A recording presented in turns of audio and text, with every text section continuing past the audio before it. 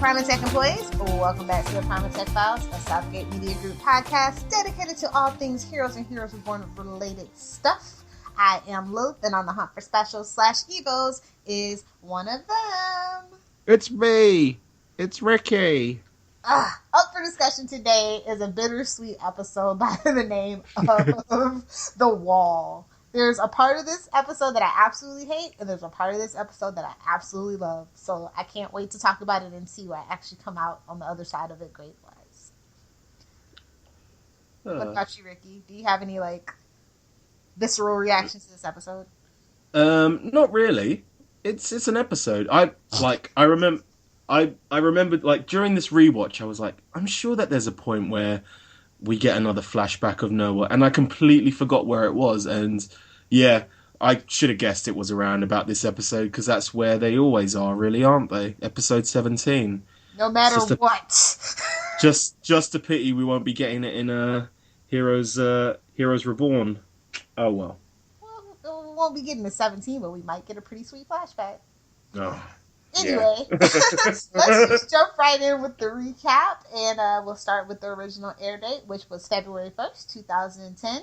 This episode is written by the lovely writing team of Adam Armis and Kay Foster. This was directed by longtime collaborator Alan Arkush. And about that synopsis, sir. Peter tries to help Sylar free himself from his own nightmare. Samuel tries to convince Claire to join his family by revealing dark secrets from Noah's past to her. Lauren confronts Samuel at the carnival. Samuel makes preparations for their final performance in New York.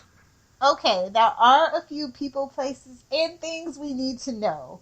Harry's used cars, Kate Bennett, ooh, what's that? Richard, and Repairman. Sweet. Cool. So, I guess we might as well just start with Peter and Sylar, because that's the... Because, that's 4 pieces of notes on my notes. So yeah, we start off basically in Sylar's nightmare, where he is all alone, and now Peter is then in there, and time obviously runs differently in these nightmares, which it's Inception before Inception. And minutes take years, which means redemption comes quickly. So yeah, I guess that's the way they're going to make us feel about it. Okay, I guess we got our backup. So last episode, he had the dreams about Emma, and then he talks to his mom and realizes that Sylar is the key to saving Emma. And so now he's set on this path to do whatever it takes. And he takes the information about where Matt is from Angela, basically. And off to LA he goes. Off he goes, storming into the Parkman house, and basically subdues Matt with doesn't subdue. Matt kind of tricks him, and then he just kind of shoves him in there too. I was like, oh well. Yeah, and that's basically it. It's just them two working out their issues for the whole episode. They get that wall, literally. Yep, exactly. The metaphorical and physical wall. And it's weird. No, it's just weird, because obviously Sylar's content. Sylar's always been afraid of being alone. And yeah, he's been alone at this point for a couple of months now. And at one point he says, I'm actually content with being alone. I deserve this. This is my punishment for everything, which kind of makes me feel for him. But at the same time,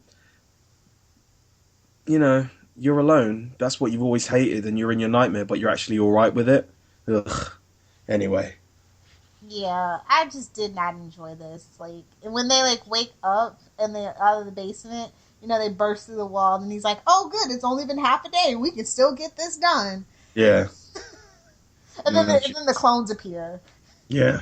Oh well. Yeah. Then the very last episode is scene is in the field where the carnival is. We see Claire and Noah in the little trailer where he buried them. So how did they get there? Let's back up and find out. Samuel takes Claire. When we see the Sullivan Brothers Carnival, we see Samuel walk past the house of mirrors. He goes to the trailer where Eli's keeping Claire, and then he tells Claire that Noah is unharmed for now, but he's gonna let Claire in on one of his secrets. Yeah, this gets So in the house of mirrors, Noah's tied up, and we find out everything. Yes. HRG was a married man before. Blondes are not Yes. really his type. He loves a good Latina. I love that for just some random reason. Like, it's like complete opposite. I get it. I get it. And it's funny because obviously he's not the man that we know. He even says it himself. He doesn't have that killer instinct, and they bring up like a nice little continuity of he says something about I should just be at home writing my plays, which obviously is a play on him and Sandra kind of getting together, and he leads quite the bohemian lifestyle at this point. He's just working from Selling paycheck used to paycheck. cars. Yeah, Not exactly. good at it. Yes, but then we get the reason why he doesn't seem to trust specials. Um, and yeah, he basically, from what I can gather, from what I've heard about Heroes Reborn, he kind of is becoming a Mr. Luke Collins. He's basically becoming kind of like a vigilante looking for his wife's killer, and that kind of puts him on the company radar. But this is at a time when there aren't that many specials about, or that he knows about, and he's able to find two. So yeah. And he's like that. It was a little racist where he assumed all of them knew each other. Yes. Like, sir, they don't all know each other. Knock it off. I know, right? But And then it Eric kind of Roberts makes is in this one too, so I was like, yes. but it kind of makes sense about the whole kind of trust issues with specials, because how he deals with how he, like, at the end of volume 3 where he's releasing all the specials to kind of be bait for Sylar, and he never really saw them as kind of human. He just saw them as like pieces of meat, apart from obviously his daughter. So yeah. Yeah, he ends up joining on with the company. They forced him to marry Sandra, basically. Yeah. And I like the little nods that they give to him being Claude's partner and always being wary, and I think that's a big issue as well. Like, obviously he doesn't trust specials, and at the same time he's got one who can literally watch him at any time. Like, he's his own personal TMZ. Like, he'll just snitch him out. Like, oh, you never guess what he said. It just reminds me of like the kind of, I don't know, those TMZ sensational storylines where people are just hidden cameras everywhere. So he's always paranoid about it. And all this essentially brings us to is another kind of Claire and HRG dissension. But I kind of like the fact that she still won't turn on her dad, because, at the end of the day, it's her dad. Until the next episode. Yeah. She's got to give a front in front of Samuel. But, I like, she also stands up to Samuel and just say, you're never going to be loved. It doesn't matter how many people you kind of surround yourself with, you're always going to be alone. And yeah.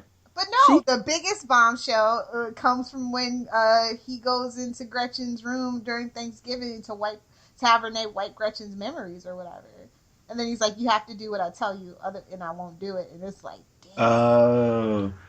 And that's the reason why she's saying you have to tell your dad. She's basically being the kind of her dad on her shoulder. And it ruins the Thanksgiving memory, right? Yes. So it's just like, wow. Yes. Oh, I didn't even I didn't even realize. Oh man, yeah, that is kind of a bit effed up. So yeah, that's where we are in the penultimate episode of Heroes. We are breaking walls and having flashbacks. It's better than the end of season 3.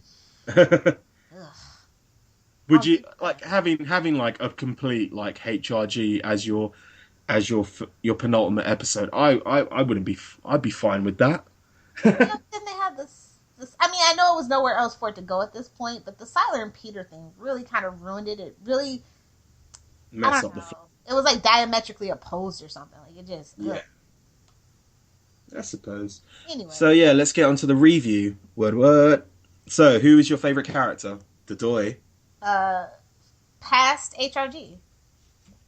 Yeah, totally agree. It's just kind of funny to see how he was before everything happened, and he's just this kind of happy-go-lucky guy, which is really weird to see. Yeah. How about why for you?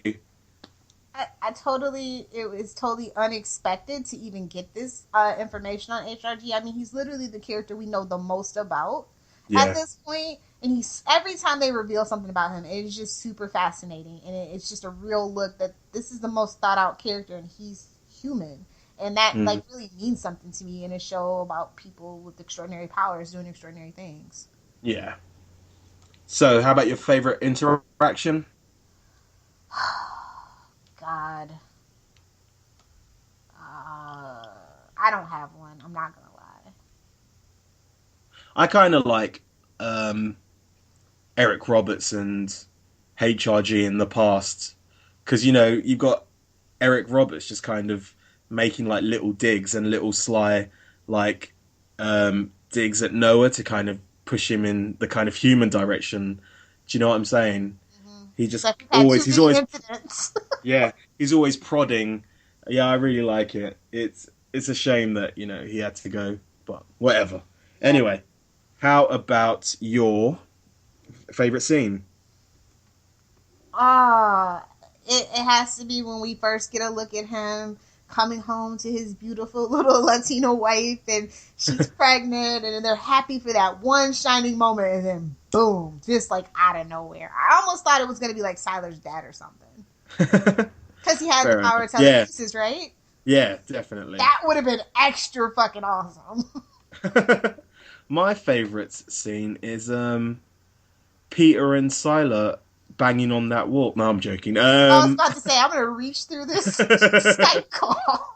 No, yeah, I just like the vision of the vision. I just like the scene of happy-go-lucky Mr. Bennett, just like talking to this little couple. I'm not really good at this, but if you go over to blah blah blah's used car lot, you can probably get the same model for half the price. Go on, get with yourself. Oh And then, man. then the flip of that after his wife's been killed. Yeah, you can take it or leave it. I don't care. Yeah. So how about lines? What do you have for lines? um, let's see.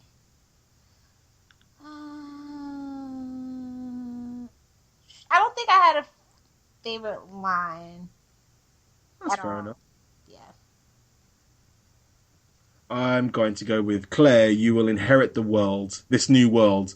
It's your legacy, and you will remind them what I've done long after I'm gone. That is why it is so important for you to be part of our family. You are desperate, and you are small. I will never be part of your family. Go on, Claire.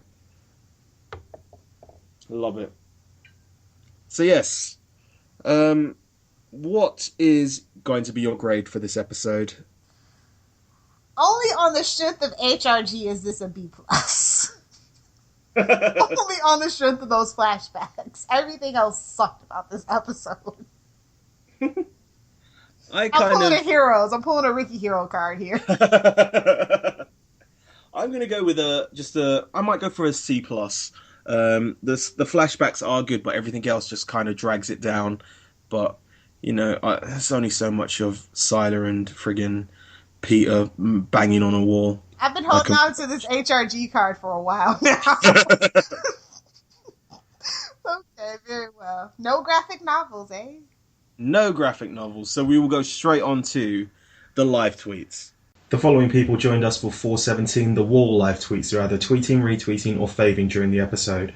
We have L_Bishop_, Yusuf 289425557, English Idiot 101, Soft_Guitar 60, Loco Pantra, Mike Schmidt 09, Heroes Reborn _ and Cyberplant. Thank you all. Looks like it's time for some shameless plugs and self-promotion. We'll start with the show contact info. We here at Primatech Files love listener feedback. If you would like to get a hold of us, we have a ton of ways. You can email us via primatechfiles@gmail.com. You can leave us a private message or interact with our posts over on facebook.com/primatechfiles. We live tweet 2 episodes per week every Saturday starting at 11 a.m. Eastern Standard Time. For more information, be sure to follow us on Twitter at Primatech Files.